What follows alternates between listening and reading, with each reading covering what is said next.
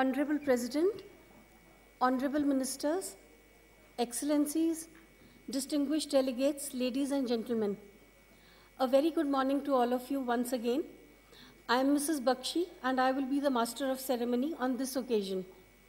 It is my pleasure to welcome all of you to the 52nd annual session of the Asian African Legal Consultative Organization. On behalf of the Secretary General and the Secretariat, I express our heartfelt gratitude to all of you who have traveled long distances to come to grace this occasion. I will not take any more of your time for introductions, and we will now move on to our agenda. With this, I invite His Excellency Professor Dr. Ahmed Mohammed, Secretary General of ALCO, for the welcome speech. Please.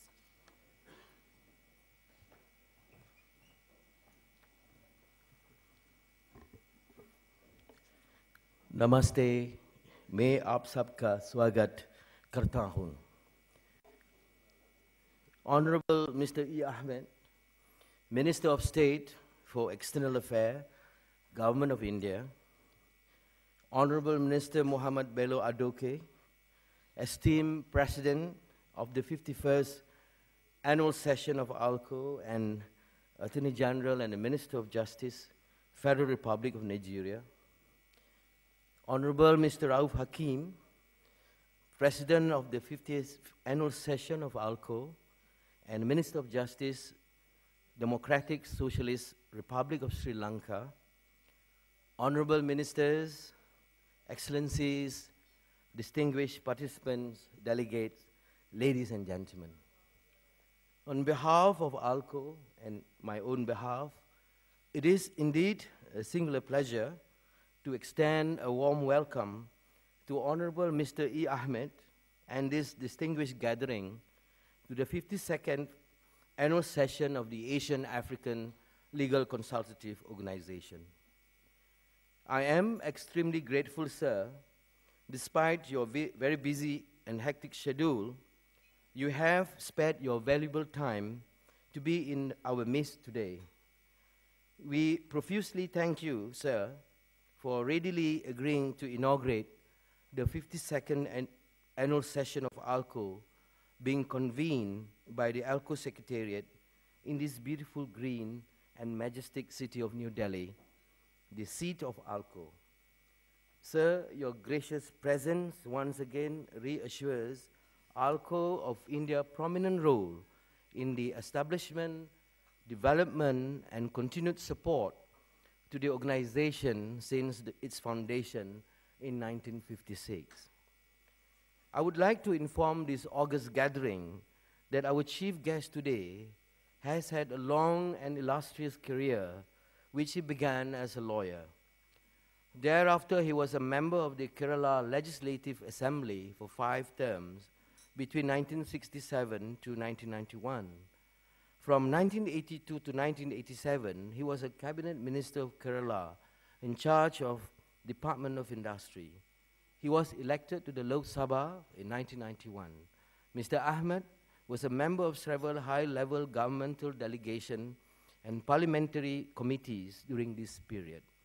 He was a member of the Indian delegation to the UN General Assembly for 6 consecutive years from 1992 to 1997. From 2004 to 2009, he was the Union Minister for State for External Affairs.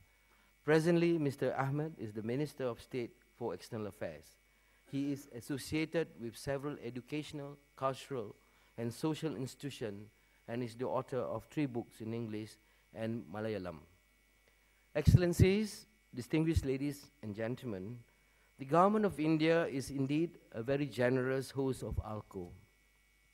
In addition to providing it with its permanent headquarters in the prestigious diplomatic enclave in Chanakyapuri, whenever the occasion has arisen, they have kindly rendered financial assistance as well.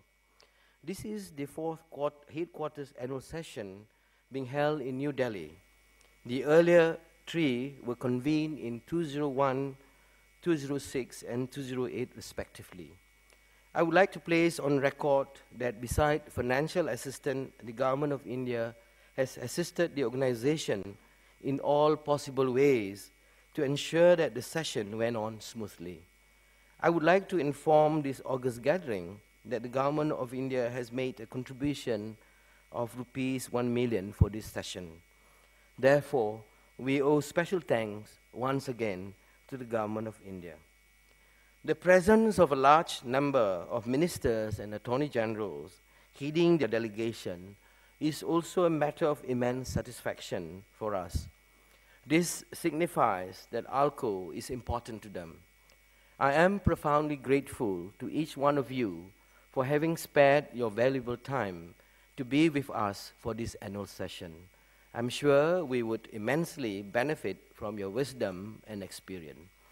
Excellencies, distinguished ladies and gentlemen, I would like to mention here that the ALCO statute have envisioned hosting of a headquarters session in the event that no member state is forthcoming. However, this option must be exercised as the last resort, as it is a huge financial burden on the organization, in addition to a strain on its limited logistic and manpower resources. The year 2013 marks the completion of 57 years of the establishment of ALCO. At this juncture, I take this opportunity to chart out the journey that our organization has traversed since its origin. However, before I encapsulate the main achievement of ALCO, I would like to briefly touch upon the current unfortunate situation being faced by some of our member states. Excellencies, distinguished delegates, ladies and gentlemen, the world is facing through uncertainties. However, we need to ensure that rule of law is maintained without being threatened with impending unnecessary attack. This brings us to the basic question: how far do nation-states adhere to the rule of law or the principle enshrined in international law? Is it only soft law? If the answer is yes, then what is it that we can do? It is for this reason that we need to briefly serve through this organization past and see the vital role of it could continue to perform in the future as well. I would like to recall that the first Asian-African conference that took place in Bandung in 1955 was a milestone simply because it was the first meeting of a newly independent states from the Asian-African region. Bandung gave a unique message to the world. It proclaimed that whatever may be the differences in our political, economic, or legal system, the state of this region was inextricably linked together with a common identity.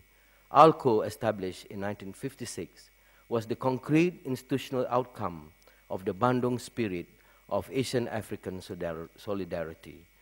At the time of its establishment in 1956, ALCO had 7 members and was intended to be a non-permanent committee for a term of 5 years.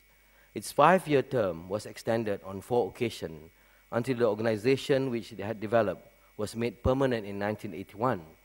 The membership of ALCO has today grown include 47 states from Asia and Africa.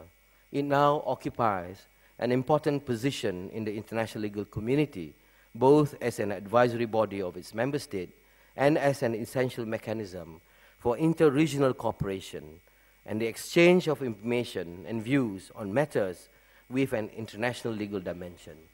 For long, ALCO has served as a forum through which the member states have understood the debates and opinion of the third world, which is critical to the future of international law.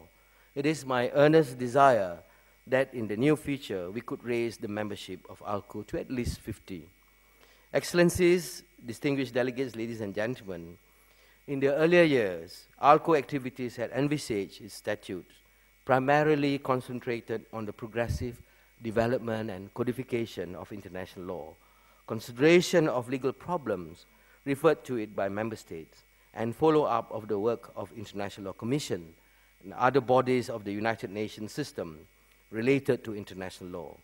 It gradually also reorientated itself towards assisting Asian African countries to prepare themselves for plenipotentiaries conferences convened to codify and develop international law, both conventional and customary, by the United Nations.